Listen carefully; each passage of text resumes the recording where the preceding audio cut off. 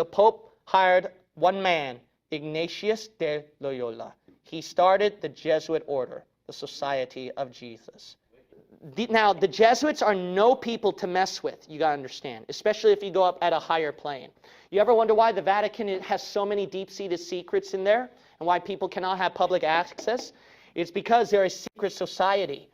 You gotta realize how powerful, brilliant, intelligent these men are and how dark it is as well. These guys are die-hard people you don't want to mess with. In fact, if you read his Catholic devotion called Spiritual Exercises, it was a training manual for his Jesuit followers. And as the people started to enter the Jesuit order, they would read the spiritual exercises, and it taught brainwashing techniques and control of Jesuits, including the very air that they breathed.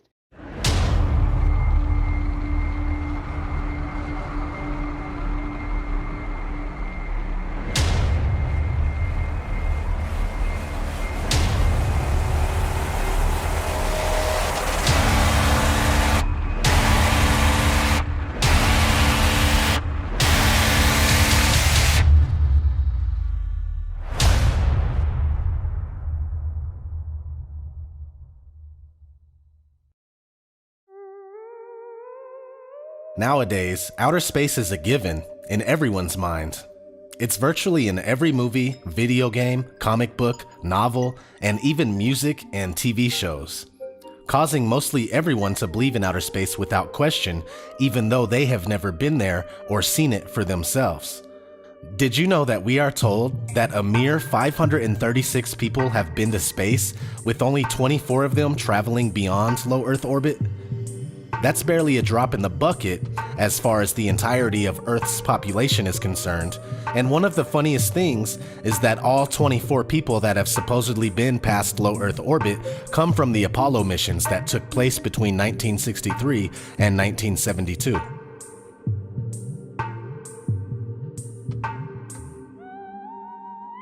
We haven't been able to go that far since. Here's a glimpse of what NASA astronauts of today are saying.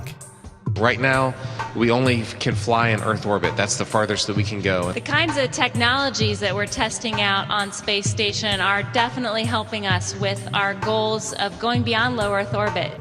Early in the next decade, a set of crewed flights will test and prove the systems required for exploration beyond low Earth orbit. And this is really the beginning, I think, of human beings leaving low Earth orbit. And here's Apollo 12 astronaut Alan Bean being interviewed about the Van Allen radiation belts.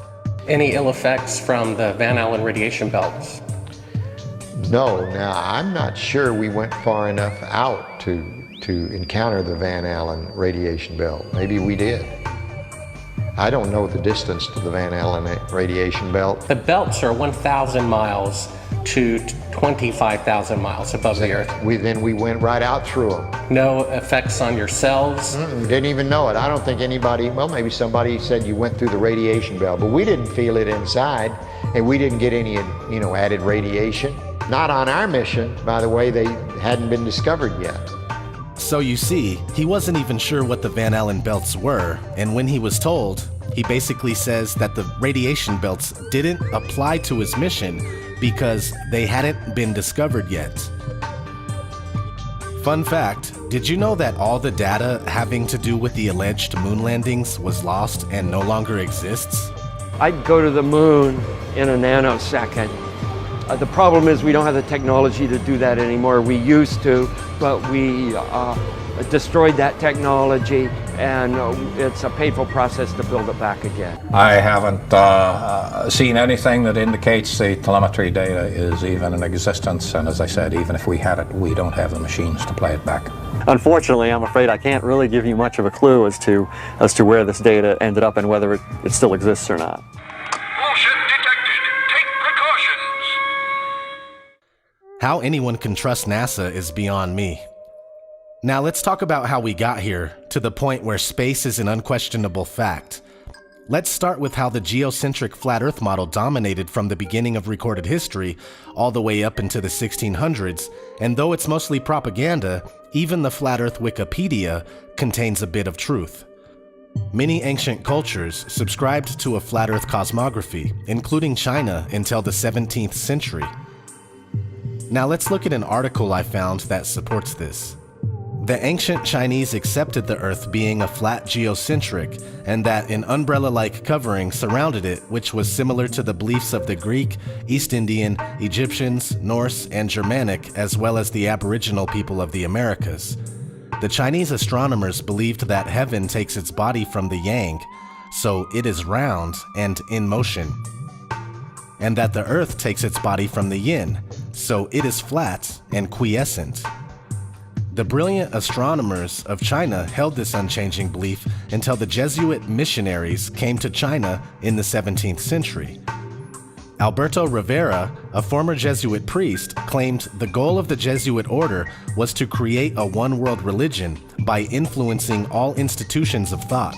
Their goal, I believe, is not to make everyone belong to just one church, but for all churches to adhere to their cosmology and thought form. By taking over the sciences, they can cut out any greater divine beliefs in the creation of Earth. The most interesting thing about that is the Jesuit order was founded in 1540, during a time when the Earth was still depicted like this. Earth in the center, with the wandering stars moving around us, surrounded by the firmament, just like all ancient cultures. And 100 years later, this is what was being pumped out. By the Jesuits, of course. After the Jesuit order was established is when the heliocentric programming began. In 1634, a book called Somnium, Latin for the dream, was published.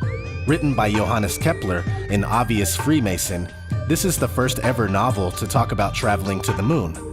The story is about an Icelandic voyager who is transported to the moon by aerial demons, followed by another book called The Man in the Moon, written in 1638 by Francis Godwin. A Spaniard flies to the moon using a contraption pulled by geese. Followed by The Discovery of a World in the Moon, written in 1638 by John Wilkins. This book helped to popularize the new science of astronomy in England, based in particular on Johannes Kepler's Somnium and Galileo's discoveries with the telescope. This is particularly interesting because modern refracting telescopes are based on a design proposed by Johannes Kepler, and the Jesuit Brotherhood is directly responsible for first spreading the said telescope technology in the 17th century. And the list goes on as far as books dedicated to a trip to the moon.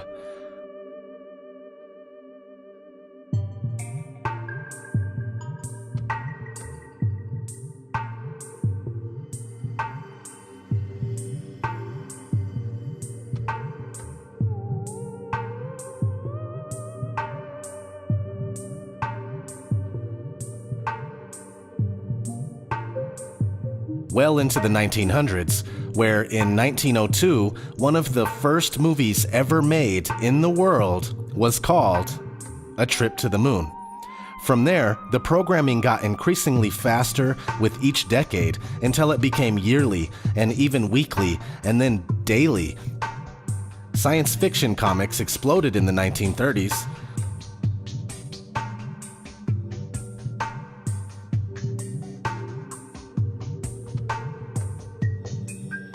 We went to the moon thousands of times in these books and movies long before NASA was even brought into the picture. Walt Disney made a space propaganda film in 1955, just 3 years before the founding of NASA.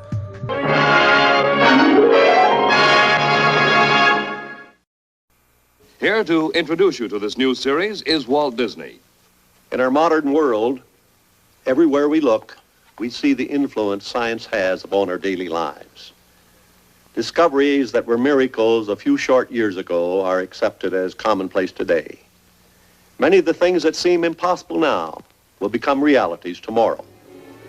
One of man's oldest dreams has been the desire for space travel, to travel to other worlds. Until recently, this seemed to be an impossibility.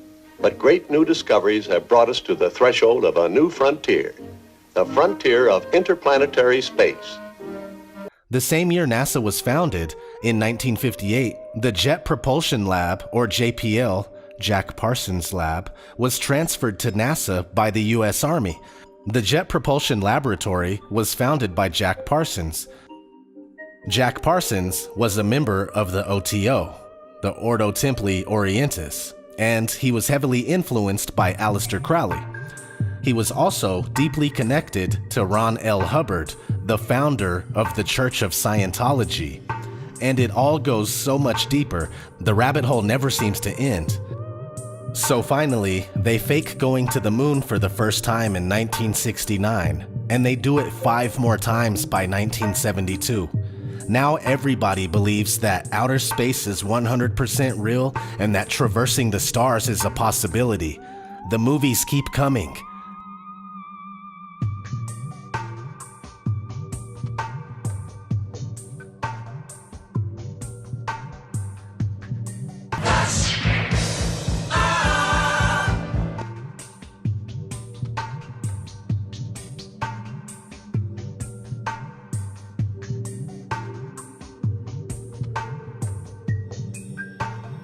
The TV shows.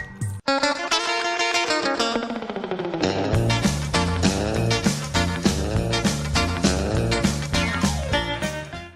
science, history, unraveling the mystery that all started with a big bang. Hey! The video games.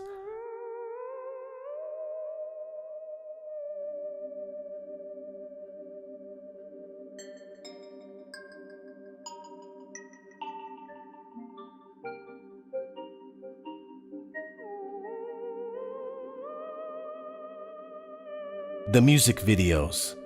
Ground control to Major Tom. Rocket Man, burning out his fuse out here at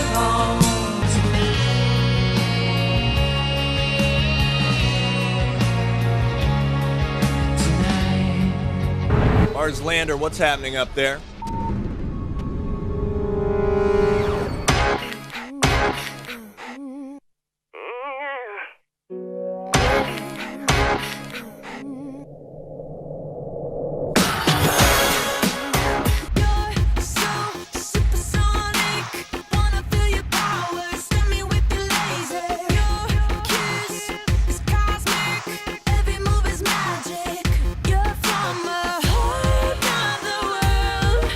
And here we are today.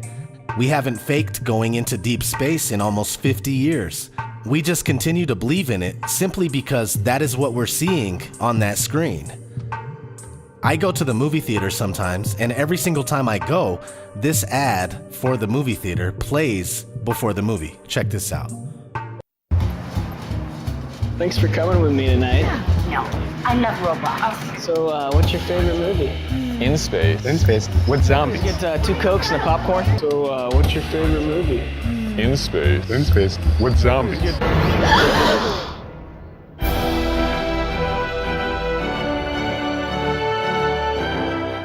In space with zombies. Yeah, you got that right. Outer space is for zombies. Once you see all of this for what it is, and that the joke is on us, it's just absolutely ridiculous what they have us blindly believing. Fun fact, the term outer space wasn't recorded until 1875. This has been ODD. Much love, everybody. Stay flat, stay flat, stay flat, stay flat, stay flat, stay flat.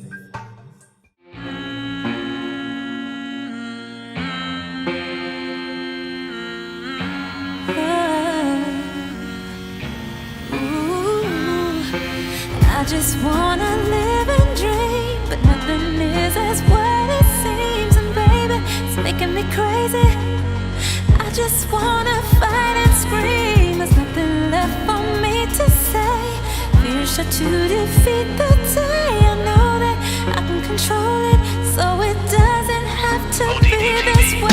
I'm really sick of living, stuck and trapped in the system. You're just a brick in the wall, and I got my back up against it. I represent the resistance, they want me back up in prison. But I'm the master of my path, and I won't slack on my mission. You're lacking the vision, so I'm just gonna cut to the chase. They hide the truth in plain view, right in front of your face. I used to think the world was normal, but that wasn't the case. We're just some goyim on a hamster wheel, running in place. Turn up the bass, I grab the microphone and all I do is rock it. This little light of mine, I let it shine and you can't stop it. But there's nothing these corporations just won't do for profit. This fake ass world that we live in is sick, it's truly toxic. If you don't see it that way, okay then keep talking. Don't bump into that wall while you're sleepwalking. The alarm is going off, I hear it beep often. I'm at the double doors of truth, I'm gonna keep knocking. I just want to